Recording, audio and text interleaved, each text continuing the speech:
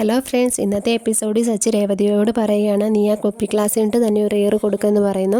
അപ്പോഴത്തേക്കും സുധി വേഗം അയ്യോ എന്നെ എറിയല്ലേ എന്ന് പറഞ്ഞിട്ട് ഇങ്ങനെ പേടിച്ച് മാറുക കേട്ടോ. അപ്പോൾ സച്ചി പറയും, എന്തായാലും ഞാൻ ഈ ഇഷ്ടിക കൊണ്ടുപോയിട്ട് റൂമിൽ വെക്കട്ടെ, ഇത് ഇവളുടെ ധീരകൃത്യത്തിനുള്ള ഓർമ്മയാണെന്ന് പറഞ്ഞ് അതും കൊണ്ട് റൂമിലേക്ക് പോവാണ്.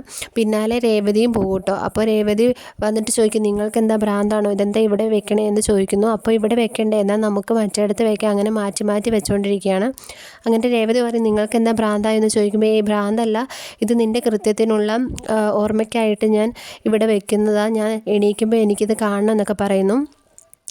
എന്നിട്ട് സച്ചി പറയും, ഞാൻ എന്തായാലും പുറത്തേക്ക് പോട്ടെ, നിന്നെ കുറച്ച് ആൾക്കാർ പുകഴ്ത്തുന്നത് എനിക്ക് കേൾക്കാം എന്നൊക്കെ പറയുന്നു. എന്നിട്ട് പുറത്തേക്ക് പോകട്ടോ. രേവതി നിന്ന് ചിരിക്കുന്നുണ്ട്. അതുപോലെ വർഷയുടെ അമ്മ ചന്ദ്രനെ വിളിച്ചിട്ട് പറയുന്നുണ്ട്, ഞാൻ എന്തായാലും എൻ്റെ ഭർത്താവിനോട് സംസാരിച്ചിട്ടുണ്ട്, ആൾ സമ്മതിക്കുകയും ചെയ്തിട്ടുണ്ട്, അപ്പോൾ ഞങ്ങൾ വേഗം തന്നെ അങ്ങോട്ട് വരും, നാളെ തന്നെ വരുമെന്നൊക്കെ പറയുന്നുണ്ട്. ഇതൊക്കെ കേൾക്കുമ്പോൾ ചന്ദ്രയ്ക്ക് വളരെ സന്തോഷമാകുന്നുണ്ട്. അങ്ങനെ പിറ്റേ ദിവസം രേവതിയെ കൊണ്ട് കുറേ ഭക്ഷണങ്ങളും കാര്യങ്ങളൊക്കെ ഉണ്ടാക്കിയൊക്കെയാണ്. അതൊക്കെയാണ് ഇന്നത്തെ ഒരു എപ്പിസോഡിൽ കാണിക്കുന്നത്.